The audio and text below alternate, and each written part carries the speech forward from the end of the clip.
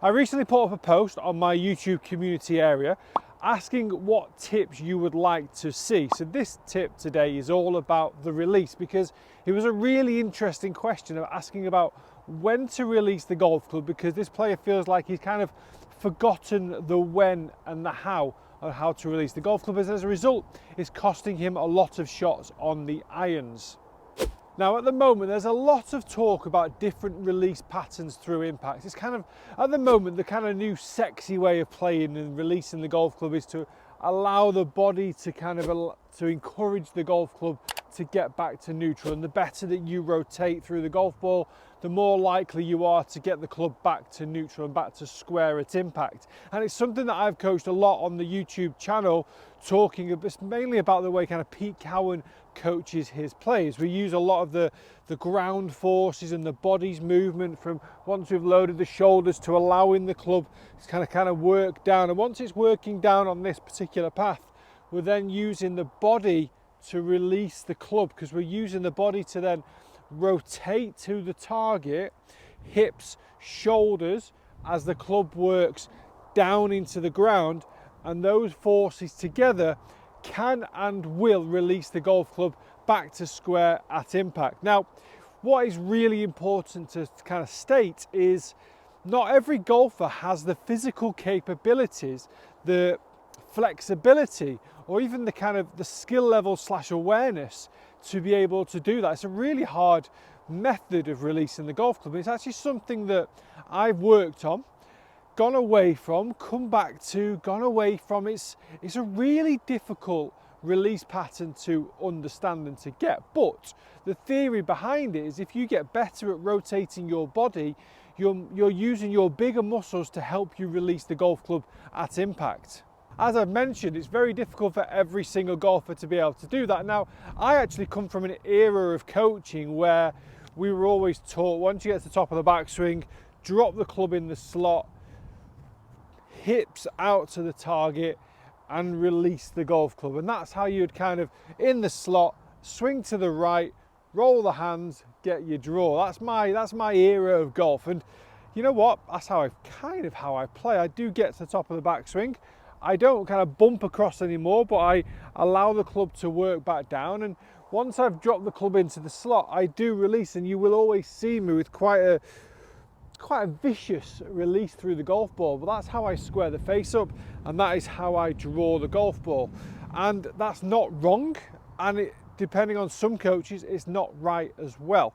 So the question when it comes to me is, when do I release the golf club?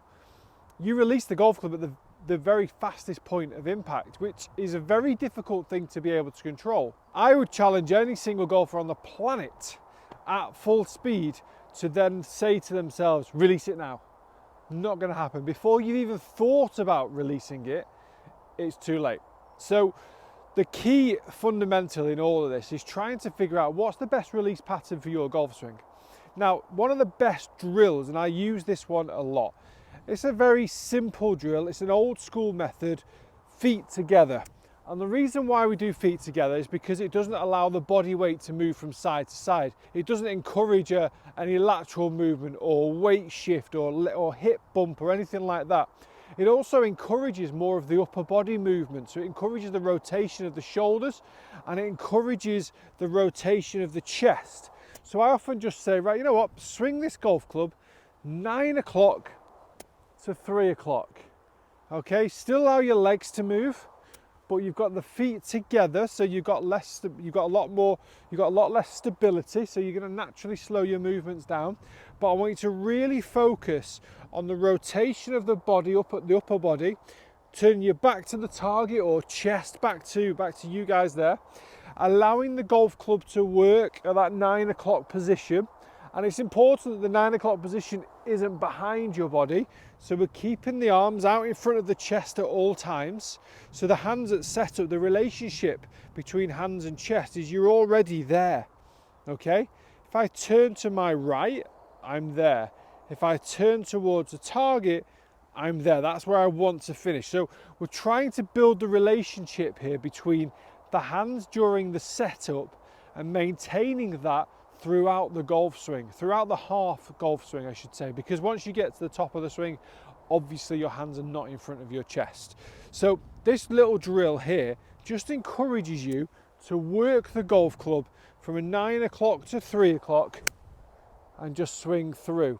If you release the golf club too soon, you will probably catch it a little bit fat.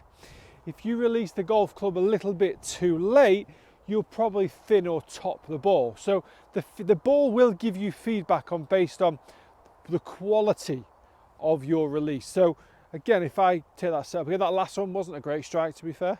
9 o'clock, 3 o'clock, really nice shot.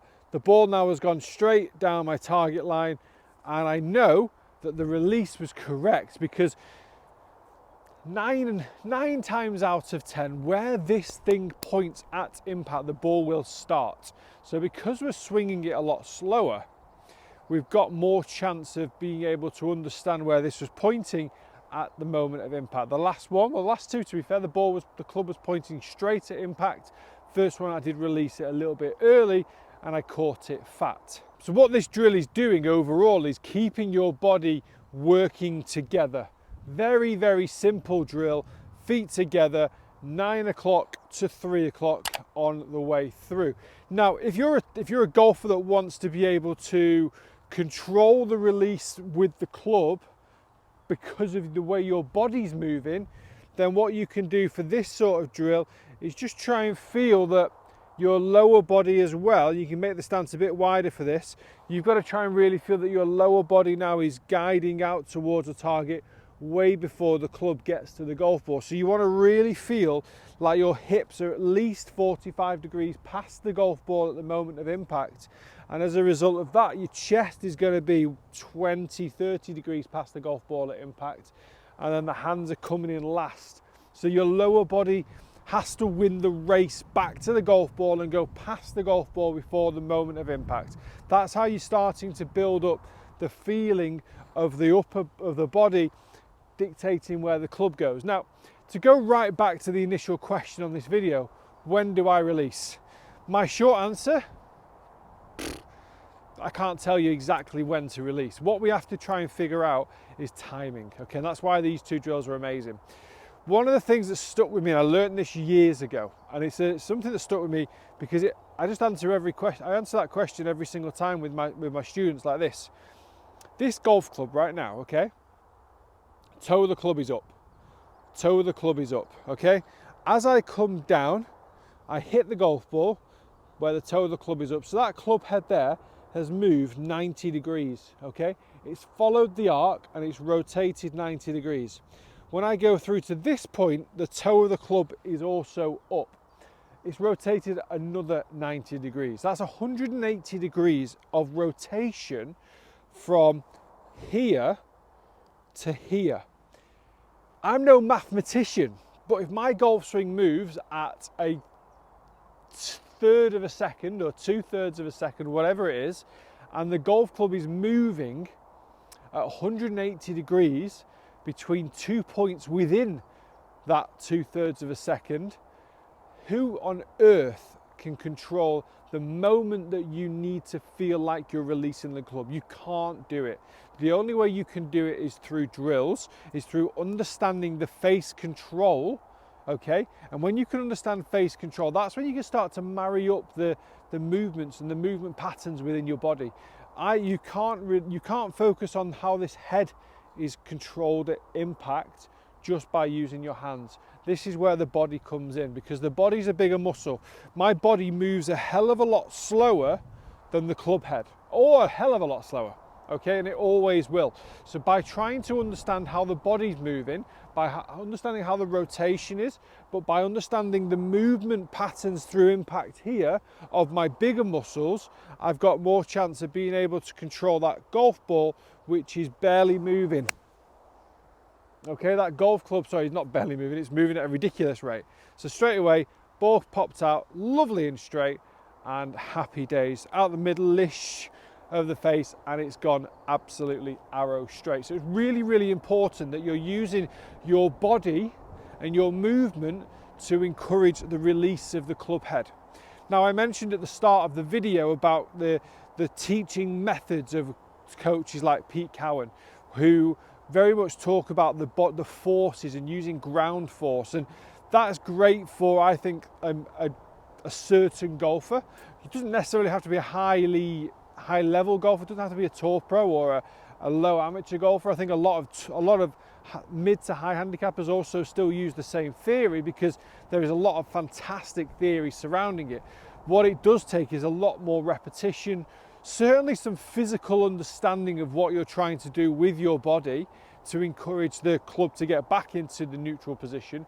But the most important thing as well, what you've got to try and learn from all of this, is trying to find your swing, find your golf swing. That's what we all need to try and do. I've played around with lots of different methods because I'm a student of the game. I like understanding what other coaches are coaching, and really, no one's that wrong, are they? You can't say that somebody is wrong, because that method obviously would work for somebody, but it might not work for you, it might not work for me. I am a golfer that realistically would work a lot more on feel. So because I work more on feel, I work on the release of the club through the golf ball, and my go-to drill is feet together, 9 o'clock to 3 o'clock. It is an absolute beauty of a drill, because it not only syncs up the club face at impact, it syncs up your body with the club face. And as I said before, I'm not just trying to control this, I'm trying to control this.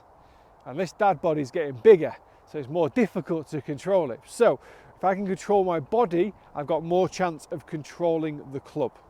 Guys, I hope you've enjoyed the video. Please do hit the like, hit the subscribe if you are new to the channel. Just scroll down a little bit, bang, hit that subscribe, and I'll see you in the next video.